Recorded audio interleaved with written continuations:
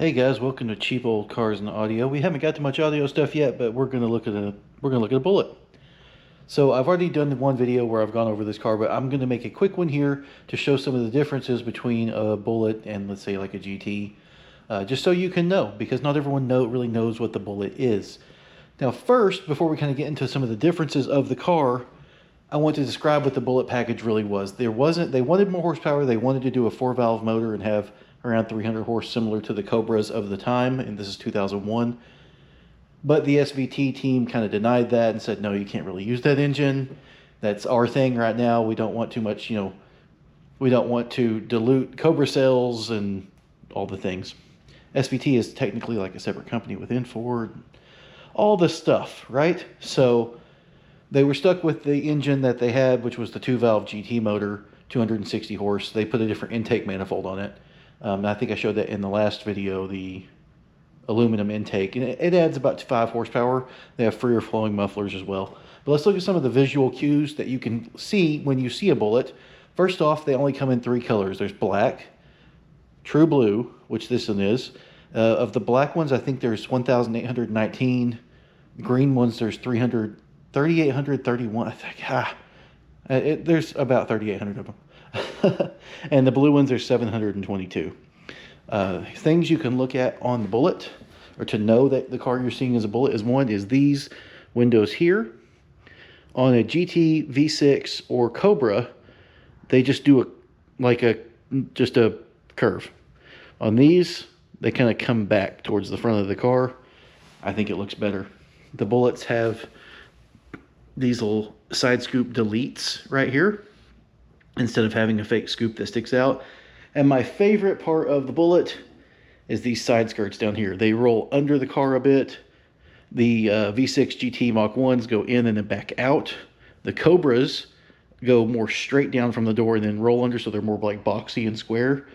These look like the most kind of old school muscle car to me. I really like it. You do get rock chips. I've got some rock chips right here. The green one I have is pretty bad. Now, they are supposed to have little mud flaps. This one's ripped off. They were known for that. You catch them on stuff sometimes, and that's unfortunate. Obviously, if you run wider tires like I'm running here, you're going to throw stuff up the side of the car. And that is just going to be well-used love marks, right? So that's kind of the main things on a Bullitt. They have the V6 GT front bumper on them. This one has a Cobra bumper I've put on. They don't have fog lights. That's a thing you can look for. Now, around back, there's a couple distinct features, 3 distinct features. No rear spoiler. It says Bullitt. And the tailpipes have a rolled tip instead of just a straight slash cut type thing. And so that's a quick way to tell. Obviously, it says Bullitt. Another thing, I've put Tri-Bar Pony badges on mine here. On a Bullitt, it would just say GT. My green one out back still says GT. There's some differences on the inside, which we can go over real quick. They don't have these seats. I put these seats in here. If we can kind of see the back seats, they have kind of a 60s tuck and roll thing going on. The front seats were the same, and the foam in the front seats would have been the same as the 01 Cobra. So they're actually pretty good seats. We have the aluminum and rubber pedals. It would have had an aluminum shift ball, which I have. It's just not here right now. And then we have the silver door locks. Not really too much different here. Oh yeah, the gauges too. I don't know if you can actually see the gauges, but they're a 60s style gauge package. And then we have the aluminum trim that says Bullitt down here at the bottom.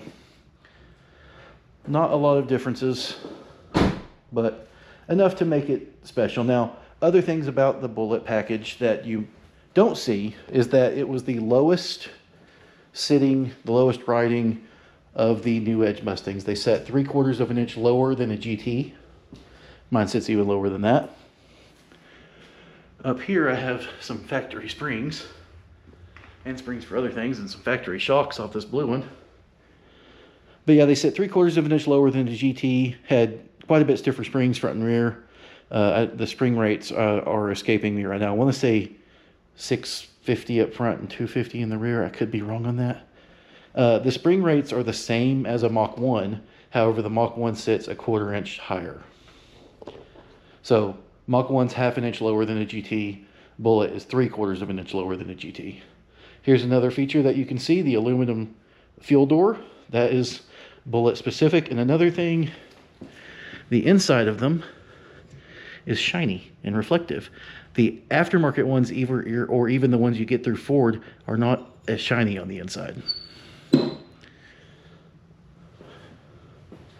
Trying to think if there's anything else. There's definitely more to the Bullitt package than that. However, that's most of it, most of your visual cues. Yeah, that's it.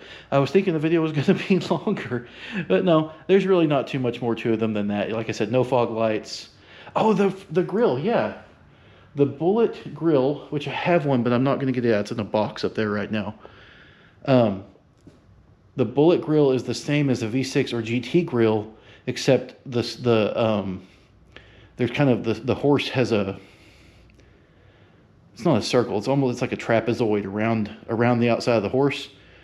And on the V6 and GT, it's chrome and chrome edge on that surround, but on the Bullitt, it's not chrome. The horse is still chrome, but the surround, the trapezoid shape, is not chromed. It's just black. So that's yeah, that's it. That's all of them. I've said yeah too many times. I hope you liked it and enjoyed it. You know, this is a really cool car. I've got it looking how I want it. I do want to put some spacers to get the rear wheels out. There's one right there actually, but I need to do different lug studs and probably go ahead and do open-ended lug nuts when I do that as well. So it'll get there in time. Everything takes time. I'm not made of money. You know how it goes. I need to clean up the garage. My goodness. But hey, hope you learned something, that some of the differences in the Bullitt. It's a cool car. It's a really good car. So last thing I want to say, the Bullitt to me is like a modern, some people might scoff when I say this, but it's like, not modern, but it's like it would have been the GT350 type car. It's more of a handling package car. Now, I do know the more recent GT350 was, what, 526 horsepower, flat plane crank, all that stuff, that's crazy, right? But, you know, it was not super high on the power, but it had lower ride height, stiffer springs, better shocks, different sway bars. It was a handling package car. That's the thing I'm forgetting. That is it right in there.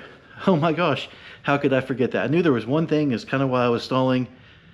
These have the same brakes, the 13-inch front rotors and vented rear rotors, as compared to the, I believe, 12-inch rotors or 11-inch, I can't remember. Anyway, smaller on the V6 and GT front rotors, and V6 and GT have solid rear rotors, not vented. So these have larger rotors that are the same that would have come on the Mach 1s and the Cobras. Honestly, I think it's a good enough brake package. You can, in my opinion, upgrading the pads, lines, and to a better fluid is all you need on these cars. Okay, that's it. Now we're done. Thanks for watching. Please like and subscribe if you enjoyed it. There'll be more stuff coming. I'm going to take these cars for drives. There's 4 Mustangs. You've kind of really only seen this one in the blue Mach 1 a little bit, but we'll be filming more in the next few days and getting these videos put out. So thanks for watching.